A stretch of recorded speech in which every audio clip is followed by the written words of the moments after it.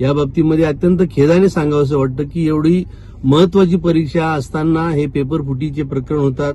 आता नीटचे पेपर फुटले, मुलांना परत परीक्षा द्यावी लागली.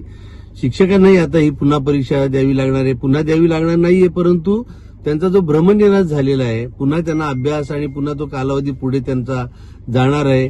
या बाबतीमध्ये माननीय मुख्यमंत्री देवेंद्रजी फडणवीस साहेब यांच्याकडे आम्ही मागणी करतो की जे शिक्षक या परीक्षेला बसले होते त्यांचे परीक्षा शुल्क परत करावे आणि या परीक्षा परिषदेकडनं ही परीक्षा काढून घ्यावी आणि एखाद्या चांगल्या विश्वसनीय अशा एजन्सीकडे ही परीक्षा सोपवण्यात यावी, जेणेकरून पेपर फुटणार नाहीत किंवा परीक्षा दिल्यानंतरही यामध्ये काही अफरातफर होणार नाहीत.